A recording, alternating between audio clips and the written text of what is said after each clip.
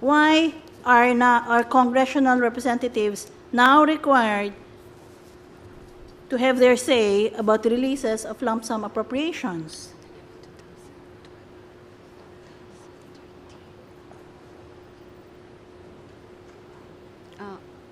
Unfortunately, Your Honor, I could not recall any possible reason for this particular provision. Okay. Section 72, same 10-day notice before the releases of the funds are to be made.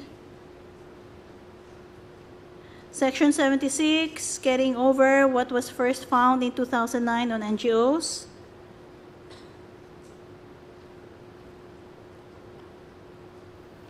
Section 57 of the 2012, again, requiring prior consultation before there is a reallocation or realignment of capital outlays in their congressional districts. 2012.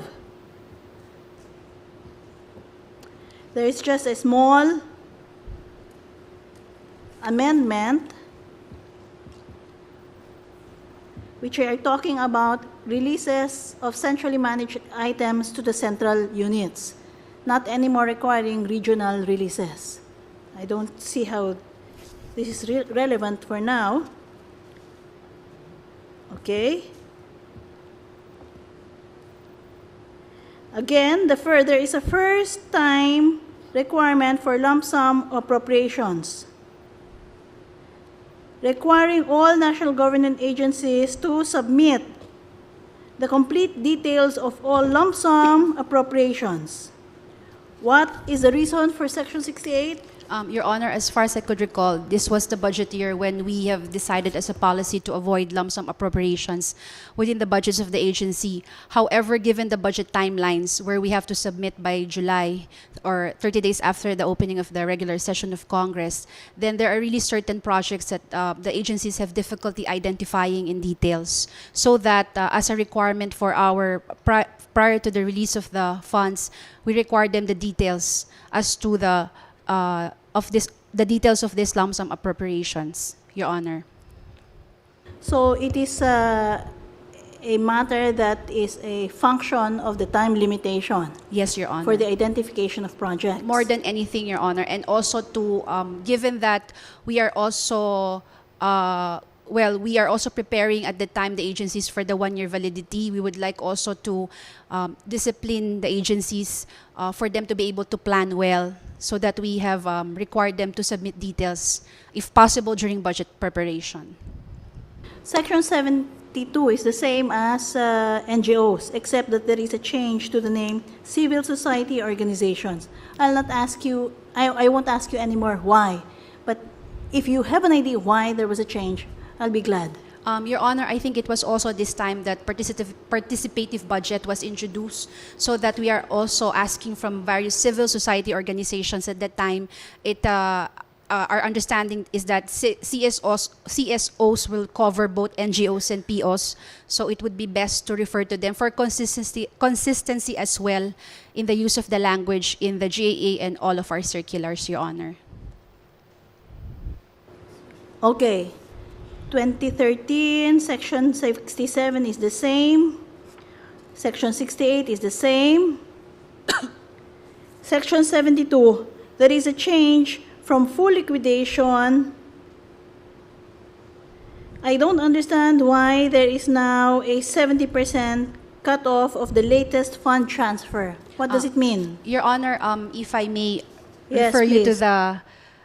to the phrases in the bracket below. This was subject to the veto of the President, and in the veto message, the President precisely required full liquidation consistent with COA rules, despite the provision mentioned in the GAA. The Solicitor General, please.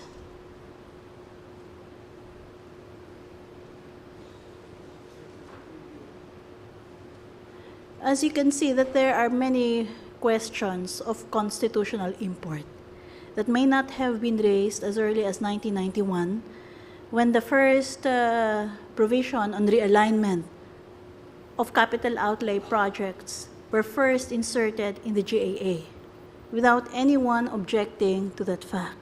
and they have been carried over until now.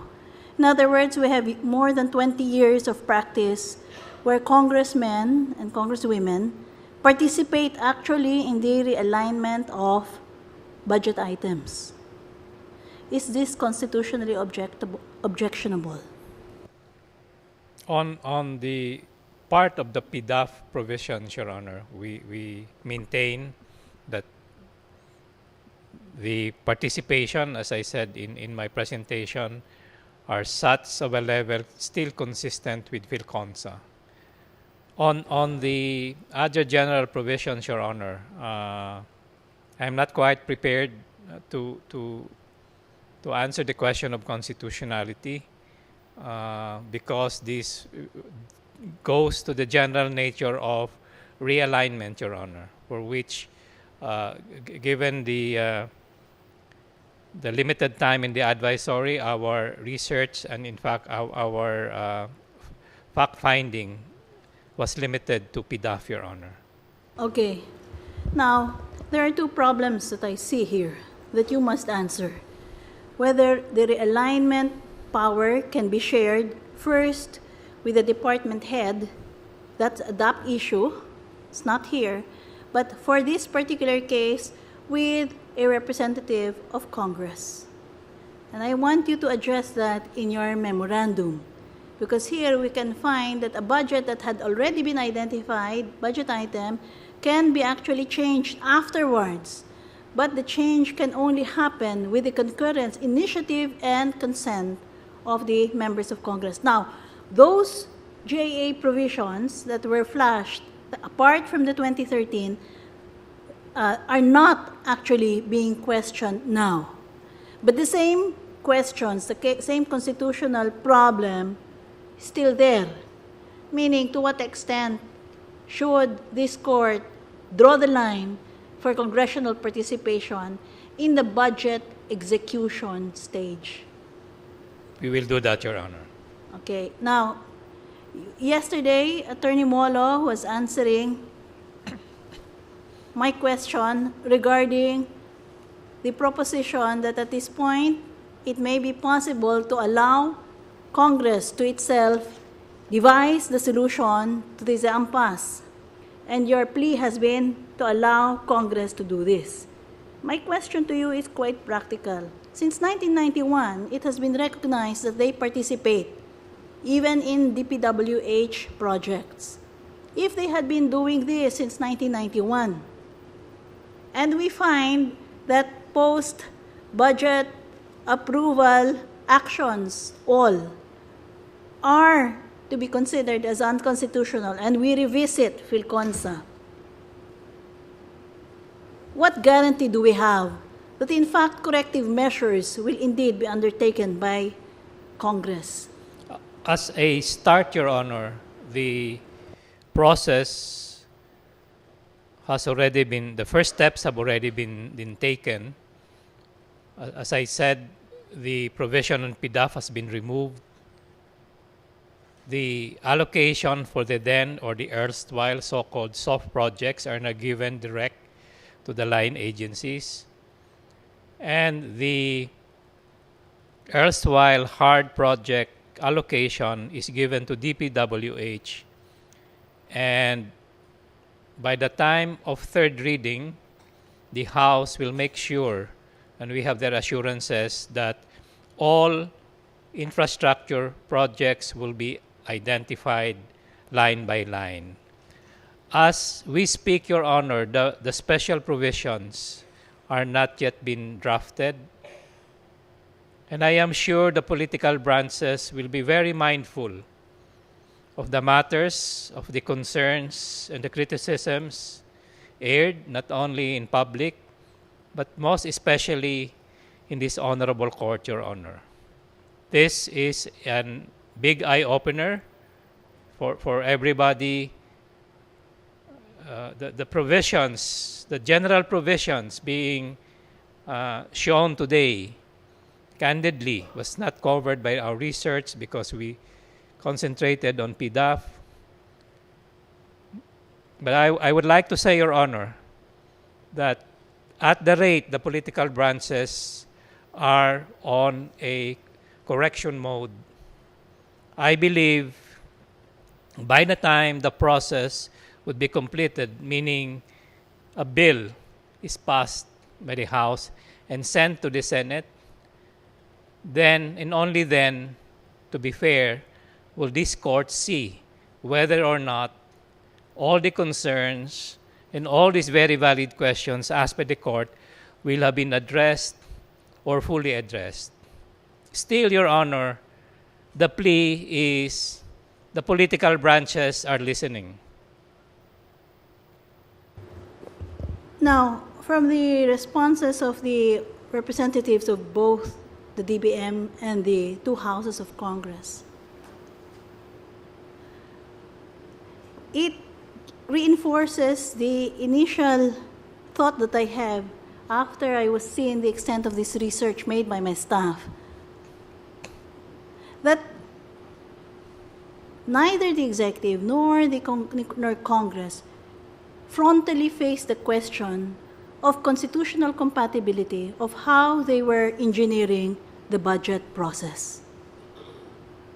In fact, the words that you have been using, as the three lawyers have also been using, is surprise. Surprise that all of these things are now surfacing. In fact, I thought that what the 2013 PDAF provisions did was to codify in one section all the past practice that had been done since 1991. In a certain sense, we should be thankful that they are all now in the PDAF special provisions. But it only highlights to us that there are many constitutional issues we have to confront. Is it not therefore wiser for us to come up with a full decision on this matter, so we could clarify, special provision by special provision, the constitutional problems that will be faced if such reappear in another form, in one part of the budget, or in a special appropriation law, or even in a special statute governing the implementing agencies? That, Madam Chief Justice, that could very well be one view. And the advantage of that view is once this honorable court, exercising its power of judicial review, puts in black and white the guideposts, then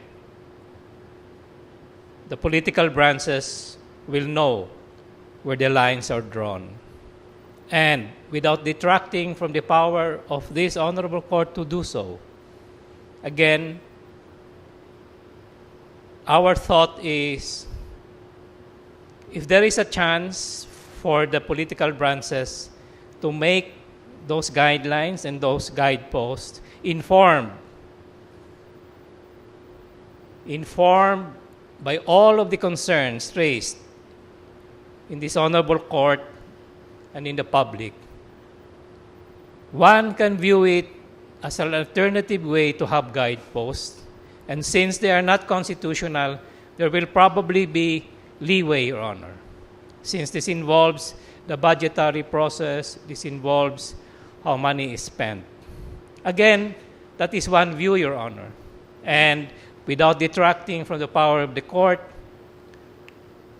the view of the OSG is caution, Your Honor, because it is an awesome power and it is a most difficult decisions. Do you make the bright lines now, but when you do that, they become constitutional? Or do you allow the political branches to make statutory guidelines? I fully understand if the guidelines are again not perfect, there will be more litigation.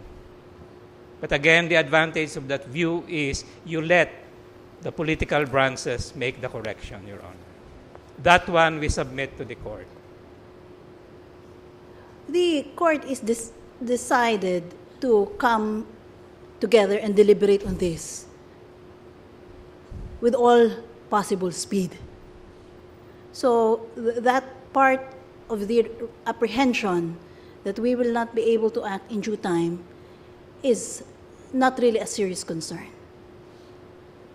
But what is of greater concern to me right now is to imagine Congress again embroiled in a debate, trying to fashion and draw the constitutional lines that may have been blurred simply because of the practice of 22 years where there has been participation in budget execution,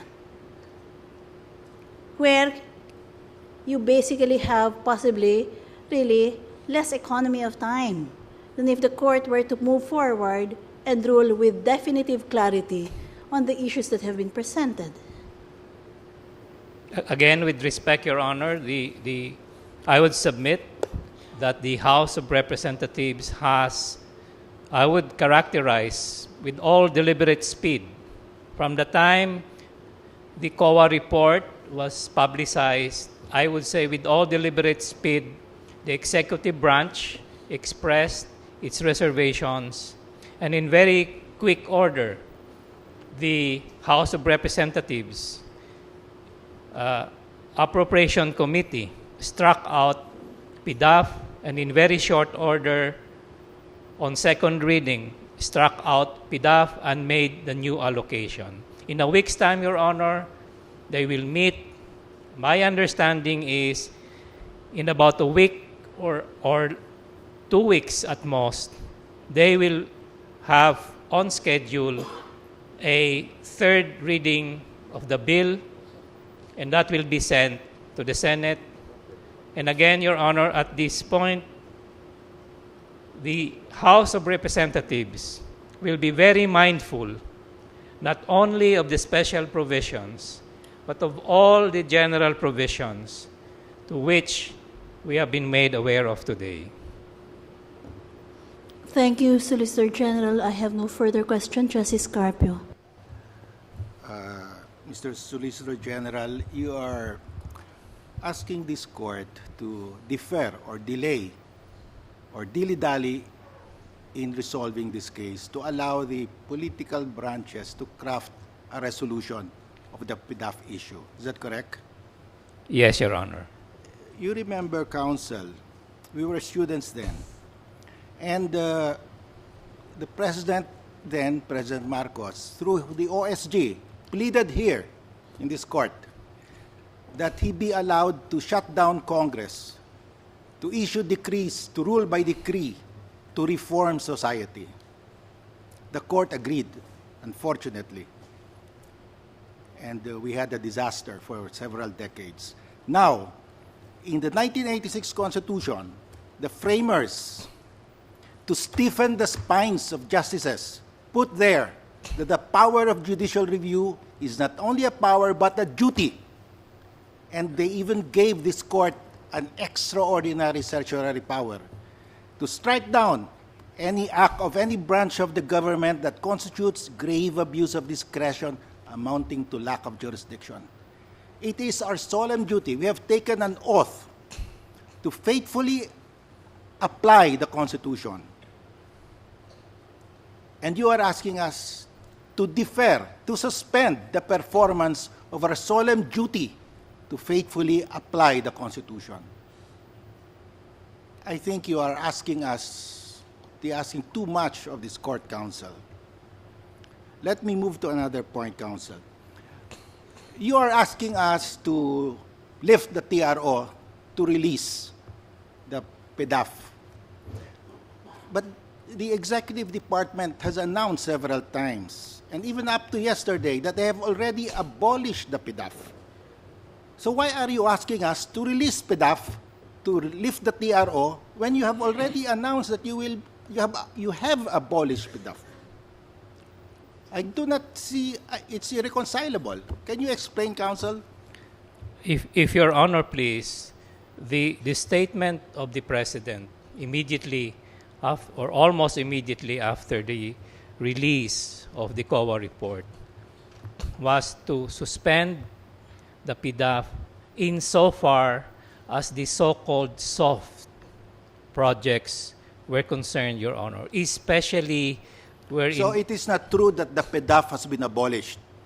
The PDAF, Your Honor, has been abolished because as of the second reading, it is not No, I'm talking of the 2013 PDAF, which is the issue here before us.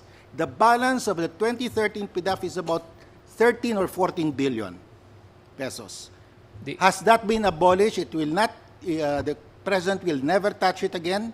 Or why are you still asking for the release? As I was trying to say, Your Honor, the President said to stop the PDAF insofar as the soft projects, Your Honor. Okay, so it hasn't been completely abolished. But it has been stopped because of the TRO, Your Honor, and the executive. No, I mean, outside of our TRO, if we did not issue the TRO, the PDAF would be implemented still for the hard projects. Is that what you're saying? No, Your Honor, especially not on the hard. The President said stop releases, especially for the soft project where you cannot find out if there was a delivery or not. So was it actually stopped or not? It was the process to stop it, Your Honor, was started, and then the TRO came. That's why you are asking us to lift it. So you don't want it abolished, in fact. It is not our function, Your Honor, to have it abolished or not. It is. So does the President have the power to abolish the PDAFs? That's Roman numeral 44 of the General Appropriations Act of 2013. Our position, Mr. Justice, is that the President has a general power to stop releases, Your Honor. That's not my question. That's not my question. My question is, can the President abolish Roman numeral 44 of the General Appropriations Act of 2013? Not abolish in the sense that he can abolish, Your Honor, but since the President has the power to release funds, then the President may stop the release of certain funds. So you are saying that the President has the power to impound the funds of PDAF. Is that what you're saying? As a general proposition, yes, Your Honor. As a general proposition, but it applies to this particular case. The President is invoking the power to impound. In a general way, yes, Your Honor. Does the President have the constitutional power to impound under our Constitution? Where is that power to impound, and under what provision is that?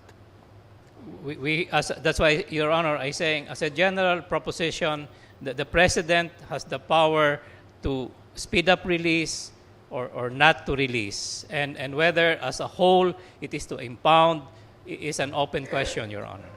He can impound in the sense that at the start of the fiscal year, let's say the budget is 1 trillion pesos. There are several projects, several programs, but January 1 of that fiscal year, the revenue collection is enough to fund only 50 projects. So he has the power to prioritize. We will only fund 50 projects. That is his power. But assuming, and this is highly improbable, that on day 1, January 1, there is in the National Treasury, free from any obligation, 1 trillion pesos to fund the entire budget. Does he have a choice not to fund any of those programs or projects? That is why our answer, Your Honor, is a general answer. What is the General Appropriations Act a law? It is the act of the Congress, Your Honor, appropriating or setting aside certain monies. But it is a law. Yes, Your Honor. And the President has taken an oath to faithfully execute the law, correct? Yes, Your Honor. And so the President cannot refuse to implement the General Appropriations Act, correct? Well, that is our answer, Your Honor. In the case, for example, of the PDAF, the President has a duty to execute the laws. But in the face of the outrage over PDAF, the President was saying, I am not sure that I will continue the release of the soft projects. And that started, Your Honor. Yeah. Now, whether or not... I will grant the President, if there are anomalies in a project, he has the power to stop the releases in the meantime, to investigate, and that is Section 39 of Chapter 5 of Book 6 of the Revised Administrative Code. That is the power to suspend further expenditures, to suspend payment.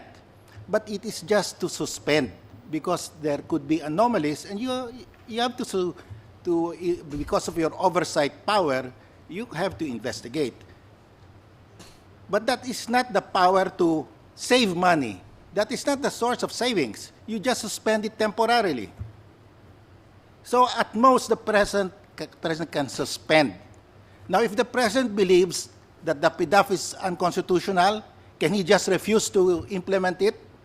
No, Your Honor. As we were trying to say, in the specific case of the PDAF, because of the COA report, because of the reported irregularities, and this court can take judicial notice, even outside of the COA report, you have the report of the whistleblowers. The president was just exercising precisely the duty Yes, to stop the- certain parts yes. of the PDAF, Your Honor. And that is correct.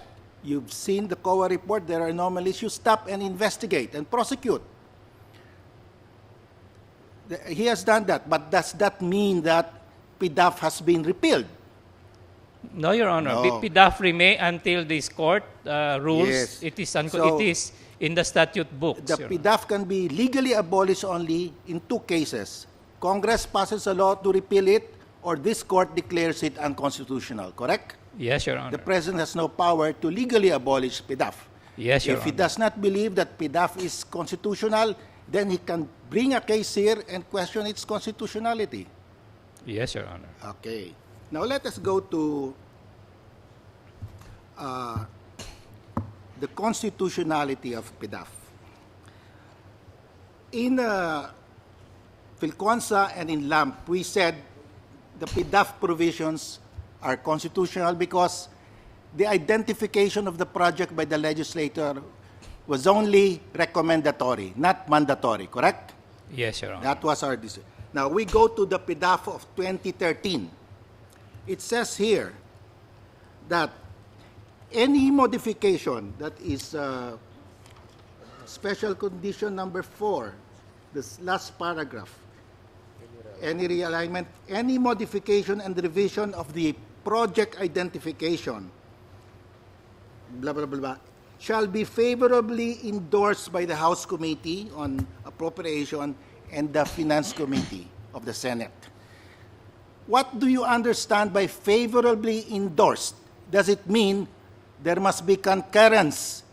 If the concurrence of the House Committee or the Senate Committee, if the implementing agency wants to change the project identified by the legislator. What is the meaning of favorable endorsement? The favorable endorsement, Your Honor, is a favorable endorsement of the decision of the lawmaker to Let us say, change the project. Your okay, Honor. I am a legislator, congressman. I have 70 million for the year. I will now identify my project. I will have 5 million to buy anti-rabies vaccine. And this will be distributed by a hospital in my district. Later on, I changed my mind. I will now use the 5 million instead of anti-rabies vaccine. It will be for anti-dengue vaccine.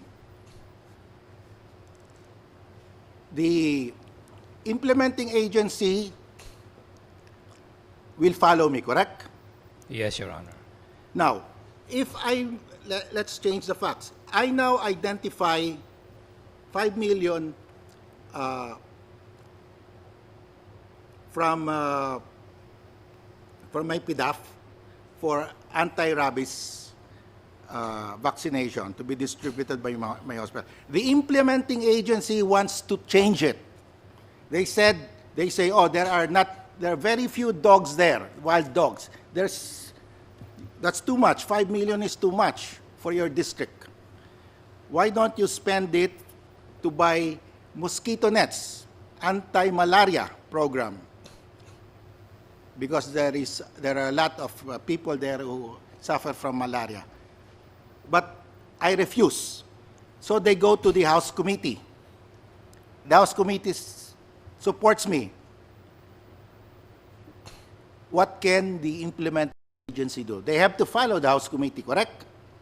No, Your Honor. Our reading of the law is that if the implementing agency